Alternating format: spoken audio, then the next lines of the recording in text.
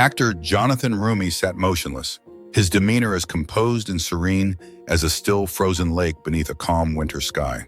His face was an expression of quiet confidence, unflinching and steady, even as the tense atmosphere in the studio grew palpable. The voice of comedian, actress, and television host Rosie O'Donnell, sharp and unwavering, pierced through the ambient hum of the microphones, reaching a pitch that caused the electronic equipment to crackle and emit faint static. The scene on the CNN panel had unexpectedly transformed into a battleground of fierce words and intense emotions, with O'Donnell's finger protruding dangerously close to Roumie's face, as if challenging him to respond.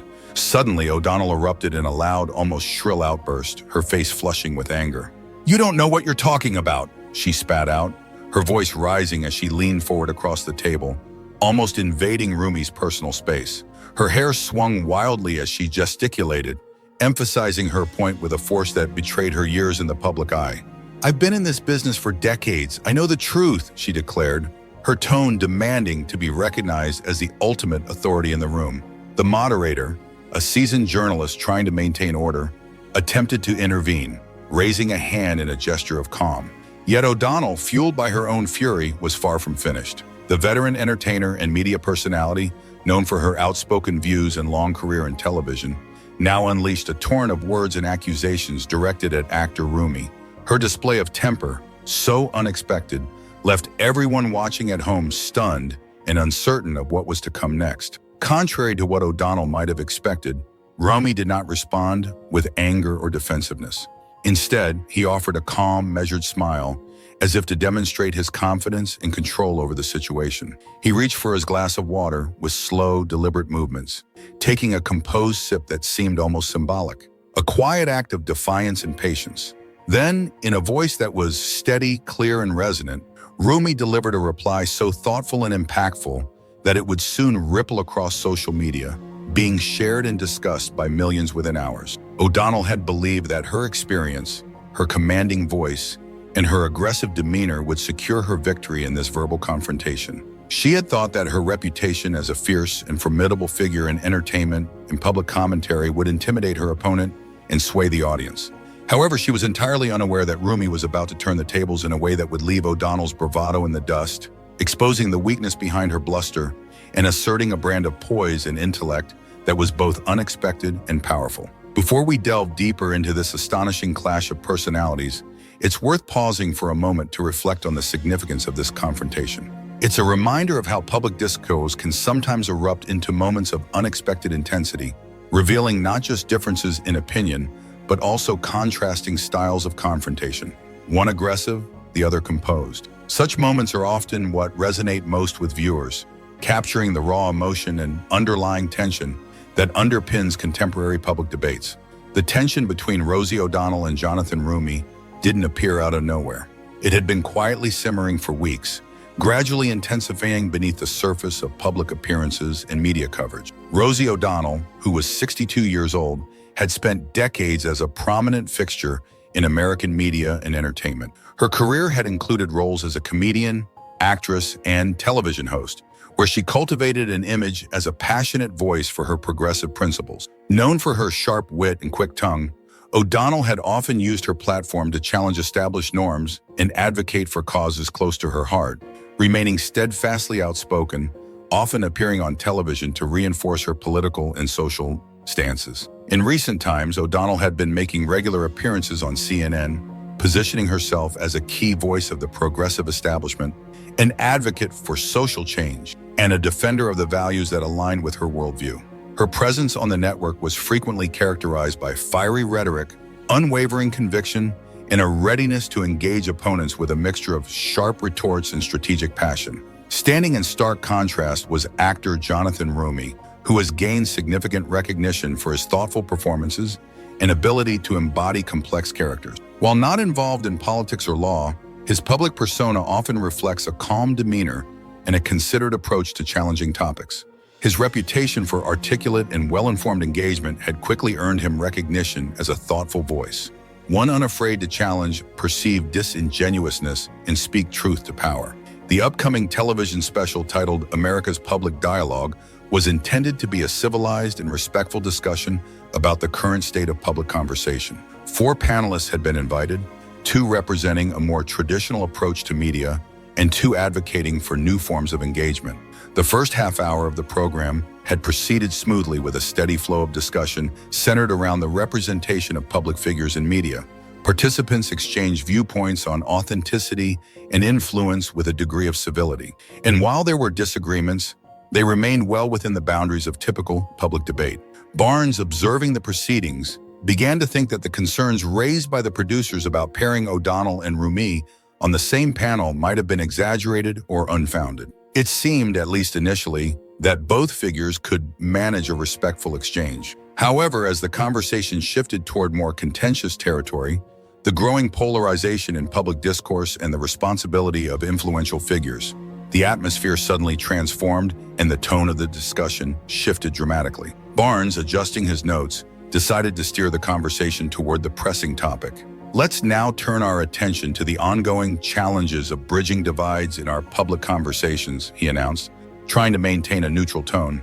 Turning to actor Roumie, he asked, from your perspective, given your background as an actor who portrays complex human experiences, what are your thoughts on how public figures can contribute constructively to these discussions? Roumie nodded thoughtfully, considering his answer carefully before speaking. Well, Michael, he began, I believe that as public figures, we have a profound responsibility to foster understanding and nuance, rather than just amplify division. It's about finding common ground, even when discussing sensitive issues, and remembering that every person has a valid perspective. His words carried a calm confidence, but O'Donnell, sitting nearby, shifted uncomfortably in her seat, her lips pressed into a thin line, betraying a hint of irritation. Noticing this subtle reaction, Barnes addressed her directly. Rosie, it seems you might see things differently. Do you have a different perspective on these dynamics?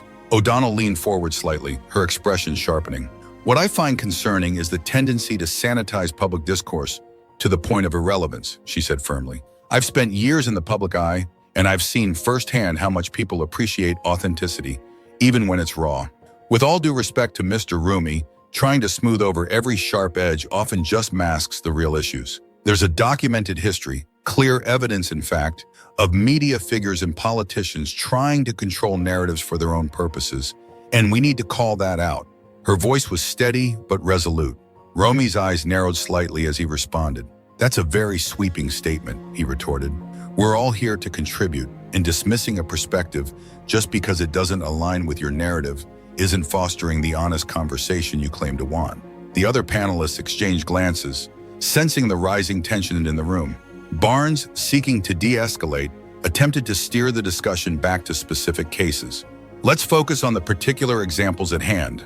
No, O'Donnell interrupted sharply, her tone growing more assertive. I believe this is a matter of real importance. Actor Roumie is talking about nuance from a position that seems to gloss over the direct impact of polarizing rhetoric every single day.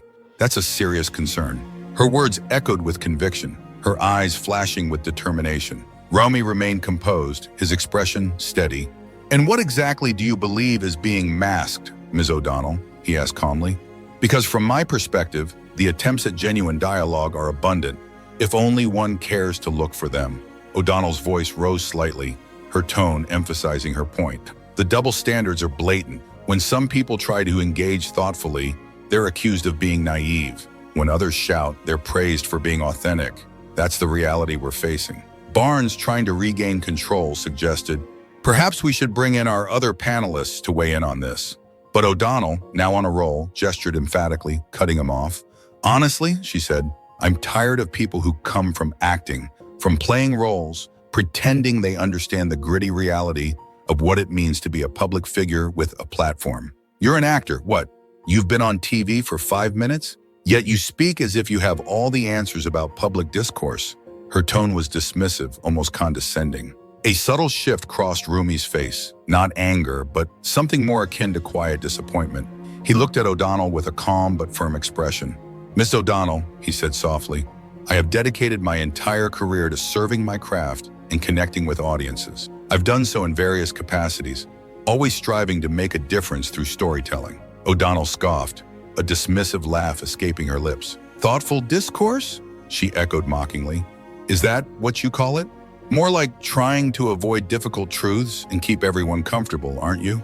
Her words hung in the air, provocative, as the tension in the room thickened. The debate had taken a sharply personal turn, revealing deep divisions and the unyielding intensity of their differing viewpoints, all under the unforgiving spotlight of live television. In the midst of a heated public debate, when the discussion shifted toward the intricacies of navigating public influence, a notable attempt was made by James Wilson, a media strategist seated on the panel, to insert his perspective. He reached out, seemingly eager to contribute, perhaps believing that his insights could sway the conversation toward a more fact-based discussion. However, the moment was quickly identified by Rosie O'Donnell, who was visibly passionate about her stance. She interrupted him decisively, signaling that her point was more urgent and needed to be addressed immediately. Raising her voice further, she insisted, "No, James, this matter needs to be discussed right now." Her tone conveyed the importance she placed on clarifying a specific issue. She continued, emphasizing her view that some people who have spent their lives acting, who portray characters, sometimes presume to lecture those of us who have actually navigated the complexities of real-world public engagement and media scrutiny at the highest levels. As O'Donnell spoke passionately, Maria Rodriguez, a communications consultant, interjected to challenge her tone and approach. "That's completely out of line, Rosie," she pointed out with a tone of disapproval.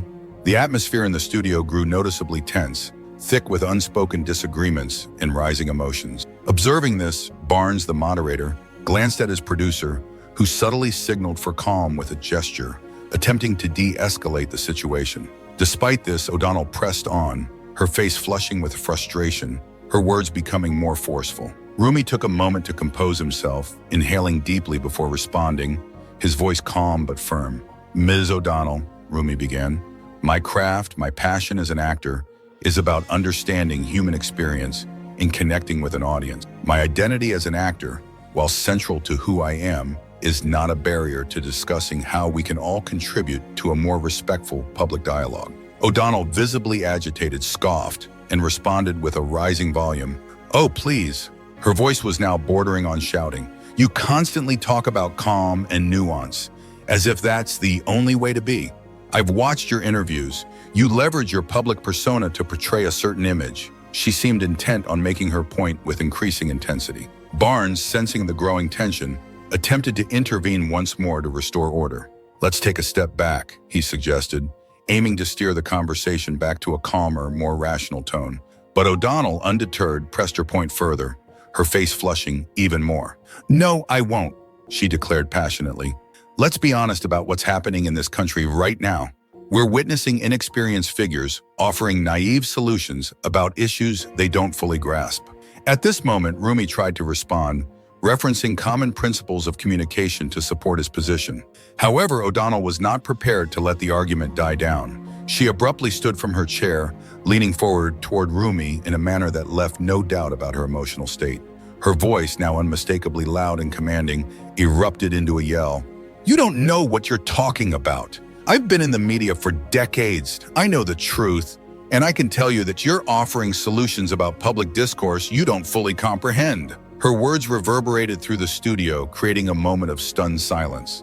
For a brief instant, everyone in the studio seemed to hold their breath as the intensity of O'Donnell's outburst settled over the room. The camera zoomed in sharply on Roumie, capturing his composed yet firm demeanor, a moment destined to become one of the most widely shared and discussed public clips of the year. In the aftermath of O'Donnell's explosive declaration, all eyes turned toward actor Jonathan Roumie. The actor, maintaining his poise, remained seated with an expression of calm resolve. His posture was steady, unaffected by the earlier outburst. Meanwhile, O'Donnell, still standing and breathing heavily, appeared visibly agitated. Roumie reached for his glass of water with deliberate, measured movements. She took a slow sip, then carefully set the glass down, her gaze fixed directly on O'Donnell. Addressing her with clarity and authority, Roumie spoke. "Ms. O'Donnell, I understand that you're passionate about the importance of authenticity and directness, and that's your right. But volume does not equate to truth." He paused briefly, giving his words weight before continuing. O'Donnell attempted to interrupt him, but Roumie raised his hand slightly, not dismissively, but as a gesture of controlled authority. "You often cite your years in media as a credential, and I respect your extensive career in entertainment. However, I feel compelled to remind both you and our viewers of an important fact. He then reached into the folder placed before him, extracting a single sheet of paper with deliberate care. Holding it up for the camera to capture, he stated, "On the 15th of June in the year 20, during a segment on The View, you discussed the responsibility of public figures during heated debates." Roumie continued speaking in a calm, measured tone, his voice steady and deliberate. He paused briefly, then posed a question that seemed to hang in the air. Would she be willing to read further into the interview transcript? Because just 3 minutes earlier in that same conversation, Ms. O'Donnell, you made a clear and unequivocal statement that it's vital for public figures, no matter how passionate, to listen to each other and not let emotion drown out meaningful dialogue. Those had been your very own words, articulated with conviction. The room fell into an almost unnatural silence at that moment, the kind of silence that signals the weight of unspoken thoughts and unresolved tensions. After a moment, O'Donnell slowly sank back into her chair, her demeanor shifting from confident composure to a more subdued, contemplative posture. Roumie, sensing the significance of the moment, continued, "When you claim to know the truth because you have worked within the media for so long, I must ask, which truth are you referring to? Is it the one you are sharing with us today? Or was it the version you offered a few years ago when the climate was quite different and circumstances seemed to favor a different narrative?" His words were careful yet pointed, inviting reflection. The producer subtly signaled to the camera operator to zoom in on O'Donnell's face, which had undergone a visible transformation. The expression that once displayed righteous indignation now betrayed signs of discomfort, perhaps even unease. But Roumie was far from finished. Turning his attention to a different topic, he addressed O'Donnell's earlier comments about his qualifications and experience. With a calm but assertive tone, he closed his folder and leaned forward slightly, emphasizing his points. "Before I focused on acting, I spent years studying the intricacies of human emotion and communication, understanding how narratives can shape perception and foster empathy.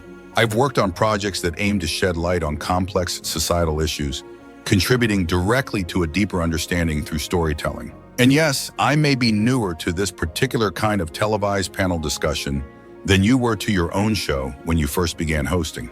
But the core truth of America's strength is that anyone, regardless of their background, has the right and the opportunity to serve and make a difference, even if that service comes through art or thoughtful dialogue." O'Donnell began to respond, perhaps to defend or clarify her position, but Roumie pressed on, his voice remaining even and composed, yet somehow filling the entire room with its quiet authority. "You mentioned my background as an actor," Roumie said, "and I want to be crystal clear about my stance. I don't speak about the power of respectful dialogue because of my personal identity as an actor. I speak about it because of my professional expertise in human communication, in conveying complex ideas and emotions to an audience, and in understanding how words can build or break connections. That's not an attempt to play a card or to leverage my background. It's simply sharing relevant real-world experience from my perspective."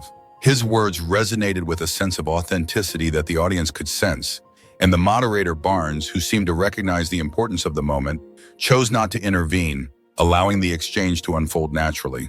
Finally, Roumie addressed O'Donnell directly, turning his gaze to the camera with a tone that suggested seriousness and sincerity. "Ms. O'Donnell," he said, "I want to bring our focus to something larger than either of us, something that truly matters to the American people. The nation is not served by this kind of heated personal clash. Instead, they deserve conversations grounded in mutual respect, focused on meaningful substance. What they don't need are insults, shouting matches, or theatrics that distract from real issues." He paused briefly, then looked back at O'Donnell, who was sitting frozen, seemingly caught off guard. "So," Roumie continued, "I'll ask you as a colleague and a fellow participant in this dialogue, can we steer the conversation back to a substantive discussion about the proper way for public figures to engage in critical dialogue? Because that's what the viewers at home truly deserve. An honest, focused debate about the principles that guide our public conversations." For several seconds, the studio remained in tense silence, the kind that feels thick with anticipation. The media strategist, Wilson, cleared his throat, signaling perhaps his agreement or acknowledgement of the importance of this shift. The communications consultant, Rodriguez, nodded slightly, showing quiet appreciation for Roumie's approach. The moderator, Barnes, looked from O'Donnell to Roumie, waiting patiently for a response. Finally, O'Donnell broke her silence, her voice noticeably softer and more subdued than before. "We can discuss that," she said carefully. "Yes, that's an important topic, and I believe we can find common ground there." Roumie's face lit up with a warm, genuine smile. "Because I truly believe," he responded, "that there are areas in which we might see eye to eye if we focus on the core issues instead of personal differences." Turning to his notes, Roumie referenced a passage from O'Donnell's book, Find Me, praising her eloquence on the importance of genuine connection and the responsibility public figures have to foster understanding. O'Donnell's eyes widened in astonishment, a clear sign that she had not anticipated Roumie's familiarity with her work, let alone his ability to recall specific passages with precision. The atmosphere in the room shifted noticeably over the subsequent 10 minutes, transforming from a tense confrontation into a dialogue marked by intellectual engagement. Roumie, instead of engaging in petty bickering, referenced O'Donnell's own published principles concerning the importance of authentic communication, posing thoughtful and probing questions about how those principles should be interpreted and applied to the pressing issues of the day. O'Donnell, caught in a moment where dismissing her own words was no longer an option, found herself drawn into a substantive discussion that she had initially tried to avoid. Barnes, observing this remarkable change in tone, expertly steered the conversation through a complex terrain of communication ethics and public responsibility. The topics ranged from the independence of creative expression to the boundaries of public commentary and the limits of celebrity influence.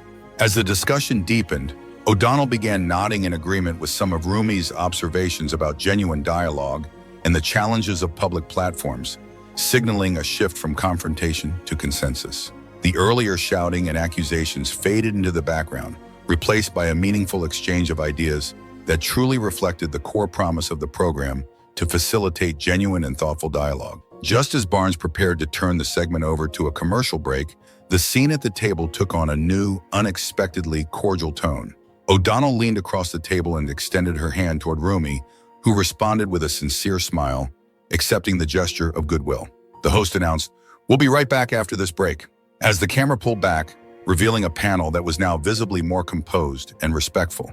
But beneath this calm surface, the story was far from over. As soon as Roumie took that calm sip of water following O'Donnell's outburst, social media erupted with excitement and praise. The moment was captured and shared widely across platforms, igniting a wildfire of commentary. By the time the special concluded on CNN, the phrase "calm like Jonathan" was trending across the nation. The initial clip showing O'Donnell's shouting match, contrasted with Roumie's measured response, was uploaded to Twitter by a CNN digital producer. Within mere minutes of the live broadcast, it had been viewed over 500,000 times. By the early morning hours, that number had soared past 15 million views, capturing the attention of millions. Across the public spectrum, commentators hurried to weigh in. A well-known media analyst tweeted, "We just witnessed a masterclass in grace under pressure," praising Roumie's composure. A respected cultural columnist remarked that Roumie didn't just win that exchange. He elevated the entire conversation, surprising many of her followers with his poise. The contrast was striking. Chaos and anger on one side, calm and clarity on the other. A popular podcast host commented that the moment exemplified the power of restraint and professionalism. However, the reaction extended beyond the media realm. Ordinary Americans from coast to coast saw something in Roumie's response that transcended partisan divides. A marketing executive from Ohio shared, "Watching actor Jonathan Roumie stay calm while being yelled at gave me the strength to handle my boss the same way tomorrow." A father from Arizona recounted how his daughter asked why the television host was so angry, and he explained, "Just watch how the actor responded. That's how we solve problems." Such stories flooded social media, illustrating how Roumie's composed demeanor inspired everyday people to reconsider their own approaches to conflict. By late night television hosts had already begun incorporating this moment into their monologues. One comedian joked about Rosie O'Donnell's shift from authentic directness to alternative volume settings, highlighting the absurdity of her outburst. Meanwhile, Roumie's cool-headedness was so impressive that even ice cubes of all people were reportedly taking notes. The next morning, the story dominated the headlines of major talk shows, becoming the lead segment for many. In the end, what started as a heated exchange turned into a symbol of resilience and restraint, resonating far beyond the immediate context and leaving a lasting impression on the national consciousness. During his appearance on a popular morning program, Roumie's approach to handling confrontation was scrutinized in detail by the show's hosts, who carefully dissected his technique. One host pointed out how rather than matching the intensity or emotional fervor of his opponent, Roumie consciously chose to lower his voice, adopting a calm and measured tone. This deliberate shift in his vocal delivery compelled everyone listening to lean forward and pay closer attention, effectively drawing focus to his words and poise. His composed demeanor contrasted sharply with the more animated reaction of his opponent, creating a compelling visual and auditory contrast that resonated with viewers. Meanwhile, on a program aired on a prominent news network, the coverage was more restrained and analytical. The hosts acknowledged the significance of the moment, emphasizing its impact without overhyping it. They recognized that regardless of individual leanings, there was an important lesson embedded within Roumie's response, namely the power of effective communication. One of the hosts openly admitted that his calm and calculated approach offered a valuable example of how to engage in difficult conversations without escalating tensions or losing control. As the morning progressed, social media began to buzz intensely with memes and edits that captured the viral essence of the incident. A particularly popular meme featured Roumie taking a sip of water set against various song backgrounds, including the track Ice Cold by the hip-hop group Outburst. Side-by-side images became widespread, contrasting Roumie's composed, unflustered demeanor with O'Donnell's visibly flushed face, accompanied by captions such as emotion versus emotion management, highlighting the stark difference in their reaction. Dramatic slow-motion edits of Roumie opening his folder of receipts, the printout of O'Donnell's passquote, paired with suspenseful music further amplified the moment's viral appeal. Yet beyond the superficial viral frenzy, a deeper and more meaningful development was unfolding. Communication scholars and experts in media studies began appearing on various news programs to analyze what they termed the Roumie method. This approach involved responding to hostility and provocation with thoughtful reflection, empathy, and unwavering composure, often drawing on an understanding of human connection derived from his artistic craft. Dr. Jennifer Liu, a professor specializing in communication and media studies at a prominent university, explained that Roumie's effectiveness was not solely due to his calm exterior. The real key was his profound understanding of communication and human nature.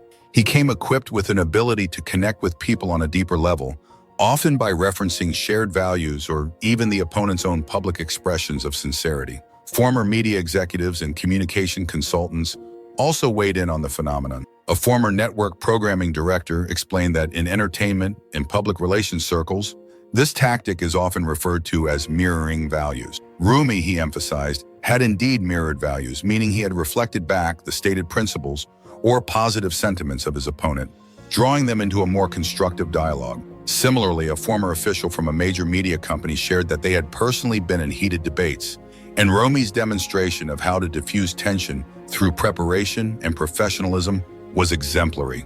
As the day wore on, the ripple effects of Roumie's performance reached entertainment industry circles and beyond, where reporters approached public figures and industry leaders to gather their impressions. Actor Jonathan Roumie's colleagues and industry peers highlighted him as an increasingly influential voice, praising his ability to bring depth and sincerity to public discourse in the face of hostility. A prominent industry leader remarked that Roumie exemplified qualities that are vital for influential public figures: calmness under pressure and a well-informed approach to dialogue. Even some commentators who disagreed with his personal views acknowledged his conduct. A commentator admitted that despite disagreeing with his perspectives, Roumie's handling of the confrontations served as a model for how to navigate challenging conversations with professionalism and tact. Inside prominent media organizations, sources reported that communication strategists were actively studying the exchange as a prime example of effective public engagement. An insider explained that officials viewed Roumie's response as a case study in how to handle moments when an opponent seeks to create a viral, provocative spectacle. They emphasized the importance of maintaining composure and redirecting the conversation towards substantive issues rather than engaging defensively. The incident also caught the attention of the corporate world, where leadership consultants began incorporating it into training sessions aimed at improving conflict resolution skills. An executive coach described Roumie's approach as conflict resolution at its finest, noting how he effectively shifted the focus to substantive dialogue without resorting to defensiveness or confrontation. This viral moment ultimately served as the foundation for a broader initiative aimed at making a significant impact within the app community, leveraging the lessons demonstrated in Roumie's response. However, for O'Donnell, the aftermath of the incident proved to be far more complicated. The brief but intense exchange left a lasting impression on many viewers, and the ripple effects extended into various spheres of media and communication strategy. Supporters who admired her passionate style came to her defense, emphasizing that her fiery response was a reflection of her deep commitment to the issues at hand. However, many within her professional circle quietly expressed concern and disappointment, viewing her behavior as a lapse in composure that could potentially undermine her credibility. They believed that such displays of emotion, especially in a televised confrontation, might do more harm than good, casting doubt on her professionalism and self-control. In an effort to shape the narrative and mitigate potential damage, a spokesperson issued a carefully worded statement attempting to present the incident in a more favorable light.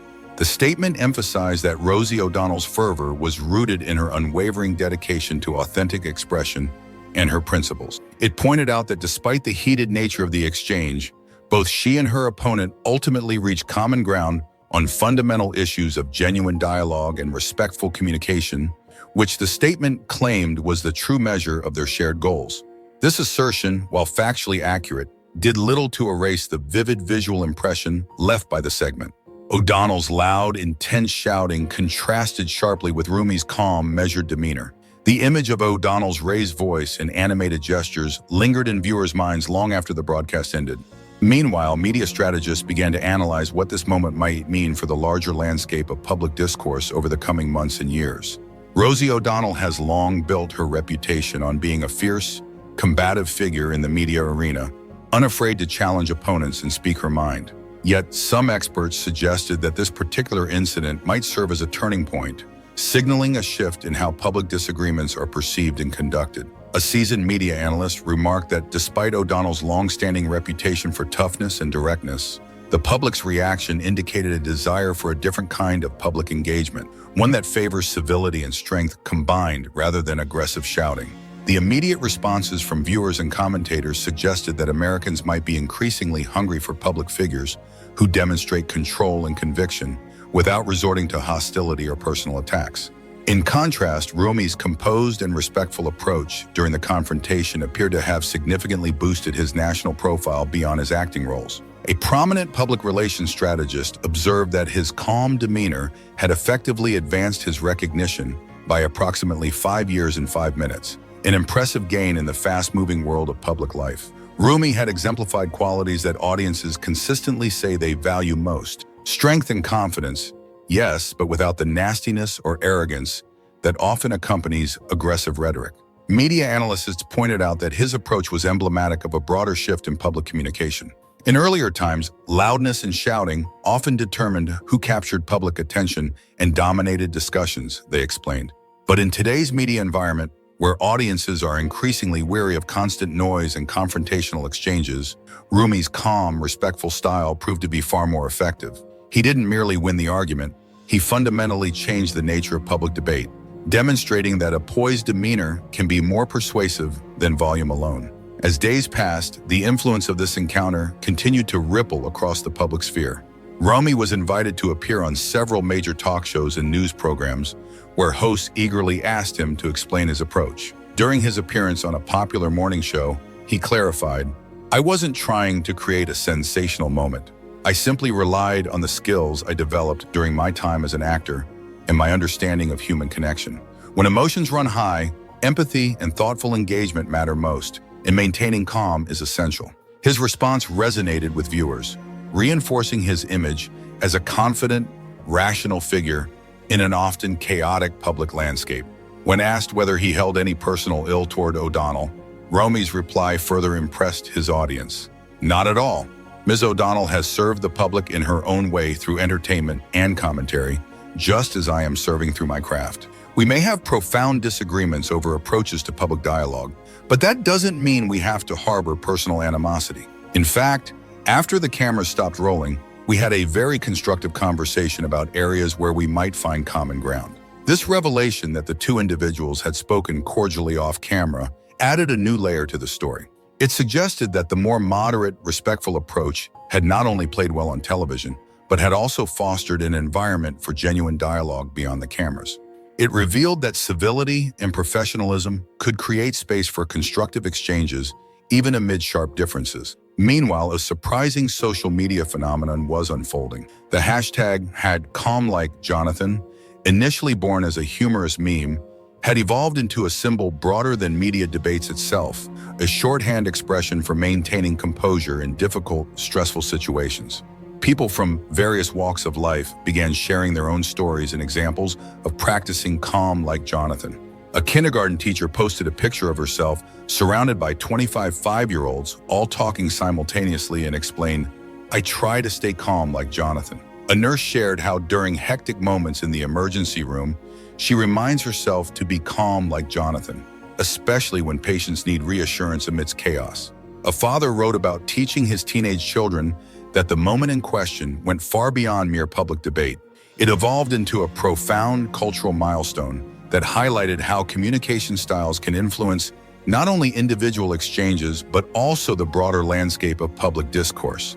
What initially appeared as a typical televised confrontation quickly transformed into a symbol of restraint and civility, resonating deeply with viewers across the nation and sparking widespread discussion about the nature of effective dialogue in an often polarized environment. Just 1 week after this incident was broadcast, the viewership figures painted a remarkable picture. Data revealed that actor Jonathan Roumie's appearance on CNN had not only captivated millions of viewers during its initial airing, but had also become one of the most watched programs of the year on the network. The numbers soared even higher when factoring in the online viewership, which accounted for millions more engaged audiences eager to re-experience or share his calm, composed response. Recognizing the extraordinary impact of this moment, the network's executives swiftly began strategizing plans for a follow-up series. The new program was to focus on substantive dialogue and bridging divides, aiming to elevate the tone of public discussion and demonstrate that disagreements could be navigated with dignity and respect. For Roumie himself, this incident signified a pivotal turning point in his public career, extending his influence beyond his acting roles. The attention he garnered was overwhelming. Requests for interviews flooded in from every corner, not only from news outlets eager to feature his perspective, but also from leadership conferences, esteemed communication schools, and corporate gatherings interested in understanding his approach to communication. His office reported a noticeable surge in calls from constituents expressing pride and gratitude, many of whom felt inspired by his example and the manner in which he handled the confrontation. This wave of support underscored how his actions had resonated with ordinary citizens who longed for a different kind of public engagement, one rooted in calmness and clarity rather than hostility. Meanwhile, O'Donnell, the counterpart in the exchange, found herself reflecting deeply on the incident. In a carefully crafted social media post about 10 days after the event, she openly acknowledged the reality of the heated media climate in which passions often overshadow reasoned persuasion. While she chose not to directly mention Roumie by name, she articulated a desire for more civility and less inflammatory rhetoric in public dialogue. Her words marked a subtle yet significant shift in tone, an admission that even the most combative voices could consider a different approach, one that prioritized understanding over confrontation. Importantly, focus groups conducted independently by both parties revealed a compelling trend. A majority of voters responded favorably to Roumie's manner of engagement. This positive reception was not limited to one demographic, but extended across various groups, including independents and even some who typically favored more direct styles of communication. A pollster involved in analyzing these findings explained that what they were witnessing was a growing fatigue with the theatrics and theatrically driven performances that had come to dominate public debates. Instead, there was a clear hunger among the public for meaningful substance, conversations that addressed real issues rather than superficial posturing. The impact of the Roumie moment, therefore, was not merely ephemeral, but indicative of a broader desire for change. It demonstrated that there is an alternative way to connect across ideological divides, one based on respect, patience, and genuine dialogue. As the media and cultural analysts began to contextualize the incident, a consensus emerged among scholars and historians. This could be seen as a small but meaningful turning point in American public culture. A media historian suggested that history might look back on this event as a moment when the public unmistakably signaled their preference for a different style of discourse, one less characterized by anger and more by civility and rationality. Of course, whether this moment would lead to lasting change remained uncertain. Public discourse, after all, tends to be slow to evolve, often resistant to the influence of isolated incidents. Yet, for millions of Americans who watched actor Jonathan Roumie calmly take a sip of water before responding measuredly, something undeniable had shifted in their expectations of what public dialogue could and should be. They had seen in that quiet act a powerful reminder that sometimes the most commanding voice is the one that speaks softly with restraint and thoughtfulness. The lesson drawn from this episode was clear. In an era dominated by shouting matches and inflammatory rhetoric, it is often the quietest voice that captures the most attention. The ripple effects of this incident extended beyond immediate reactions, hinting at a possible awakening, a public yearning for a more respectful, substantive form of engagement that could help mend the fractured fabric of public conversation. The verdict is clear. Poise and facts defeated fury. If you enjoyed this detailed breakdown and want to see more content that analyzes public figures, media trends, and moments of viral brilliance, you know what to do. Smash that like button, share this video with a friend, and most importantly, click subscribe to stay informed.